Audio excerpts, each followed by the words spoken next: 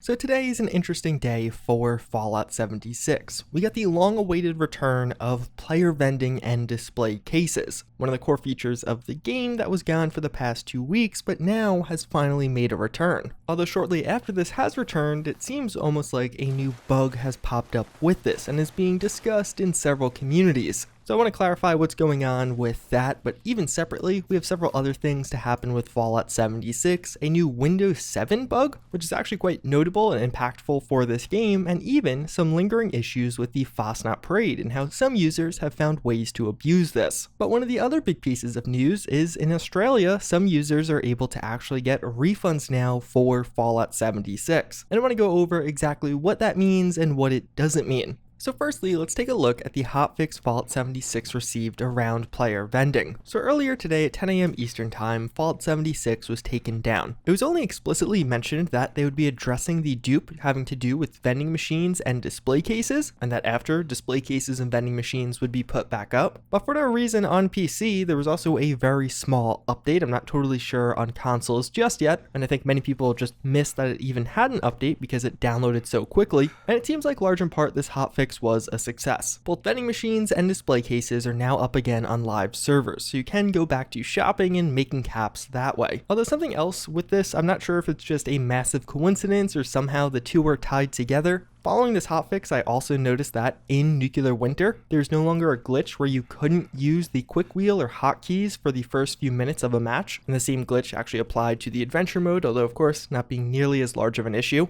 because you're not resetting matches so quickly. I haven't seen this posted anywhere officially, but it does to me at least seem in a couple of games of testing that it was also fixed, so that's great to see. Although one of the other interesting things to pop up around this is it seems like a new bug was found with player vending machines, one where you could steal an entirety of another player's stash. And basically it's described how with this you can walk up to somebody else's vending machine and access somebody's stash in its entirety, and then just clear it out if you'd like. So typically I wouldn't actually cover this because there's no video proof. It's really only coming from a couple of users who are reporting this. The reason I am covering it though, despite those limitations, is it's actually being reported by the owner of Fed 76. This being a widely used and increasingly popular tool for Fallout 76. They have a lot of tips and tricks on their website in general, but even further, a pricing tool, which has been added to many discords and is immensely valuable. You can pretty quickly get the average price of a weapon or armor before you trade it. Although, fortunately,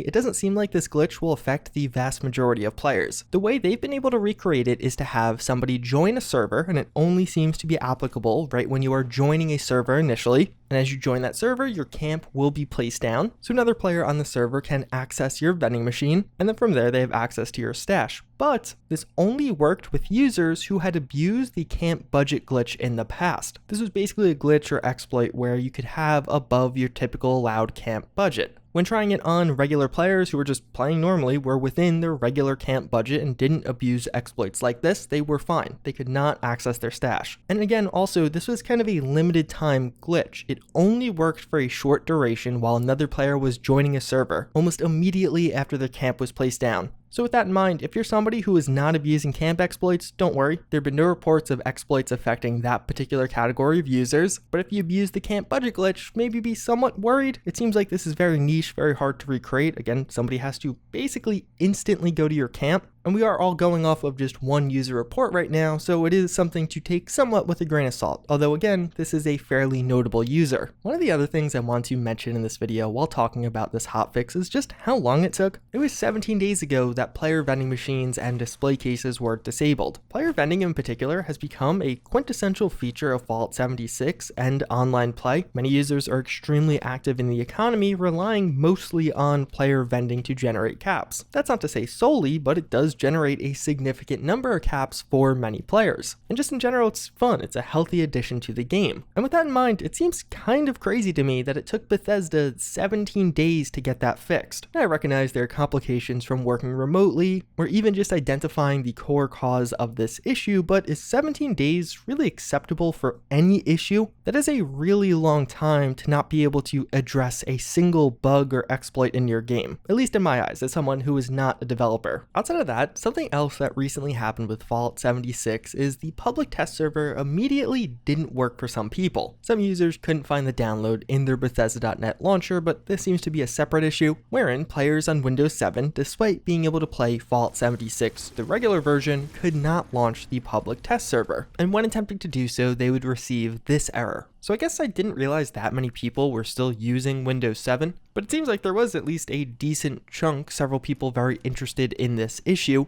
But simply it seems like this was an issue where something changed with the code based with the public test server with update 20, but this is unintended. Bethesda was not cutting off support for Windows 7 like Microsoft did, but rather there was some change that did block access via that operating system. And we did just receive an update that this will be addressed in a future PTS update and before update 20 goes live on live servers. So this is big, and I wanted to highlight this because I feel like this is a good example of the public test server in action, in that this is exactly why you have a public test server. Windows 7 users being unable to access the game would be a fairly niche issue, but not that niche that it wouldn't piss off a good vocal minority. And I can only imagine how big of an issue this could have blown up into, especially if Bethesda lagged with a response to it. And then I'm sure many people would highlight that on the store page it says it still supports Windows 7, and you could already see how this could become something much larger, assuming Bethesda does in fact fix this in time. Although separately, another pretty big story around Fallout 76 is an update around refunds with this game. I'm sure many of you recall around launch of Fallout 76, while controversy was basically at all-time highs, there's a big push around refunds for the game, where many users felt they were misled or it was a broken game on release, and in turn they deserved their money back. There's a big back and forth with this, several lawsuits that don't seem to really have gone anywhere, although one area where something did change with this was actually in Australia, as the ACCC, which is effectively a commission in Australia responsible for protecting consumer rights, did decide back in November of 2019 that users were entitled to a refund, with the exact quote being, when a consumer has purchased a product that has fault which amounts to a major failure, the Australian consumer law provides them with the right to ask of their choice of either a repair, replacement, or refund. And that particular ruling was around ZeniMax and Bethesda.net. The more recent ruling that only just came out yesterday was around EB Games, another pretty popular game retailer. You've probably heard of them or maybe even bought from them.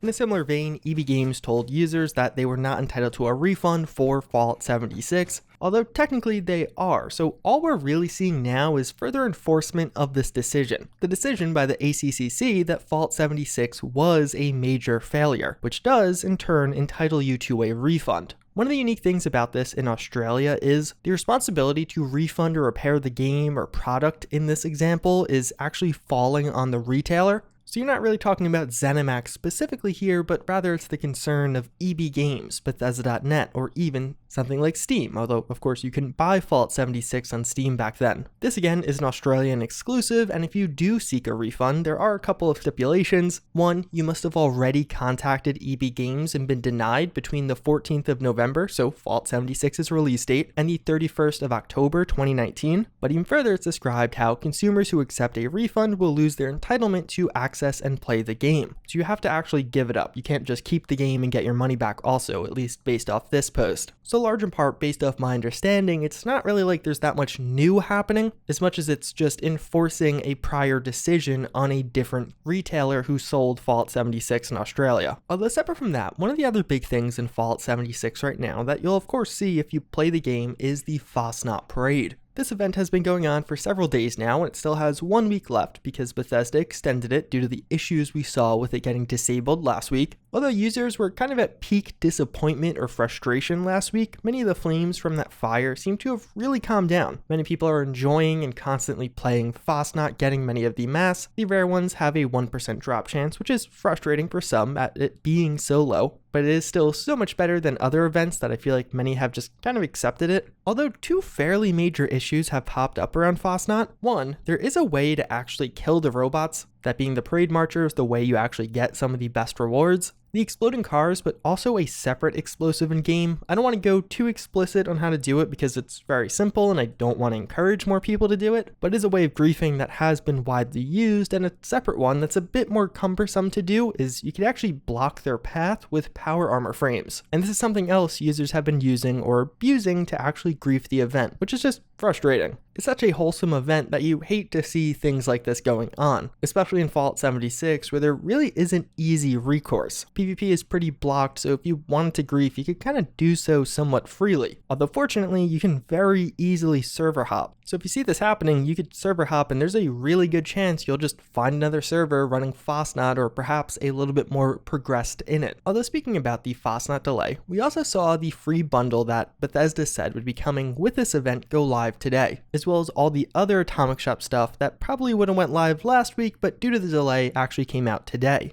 The free bundle itself is almost insultingly simple. I feel like just this whole Atomic Shop wave is a little questionable, or more so than most. So firstly, the free bundle is cool. I mean, it's hard to kind of complain about free stuff, although Bethesda almost touted it as if it was this cool reward we were getting as a result of the delay of Fasnacht. You get this one new wallpaper, which is fine. It's a fairly plain wallpaper, but hey, it's free. You get the blue Crazy Guy Fasnacht mask, and I have a whole little discussion on this, but this is actually just one of the recolors. You get the Crazy Guy Fasnacht mask in game just by completing the event, and it looks like this. Or in this free bundle, you just get a blue recolor, but you don't have to do all the work to get that 1% drop mask. Or you could pay $5 and get it in yellow-green because why not? And then the last free item was the neon heart sign, but a red one. The neon heart sign is something that was already sold for 300 points in a pink version. So although yes, cool of Bethesda to give us a freebie, it's literally 3 retextures of already existing things. It's not really a ton of custom or unique content here. And for me at least, all of these new Fasnacht themed Atomic Shop editions outside of the Collectron rub me the wrong way.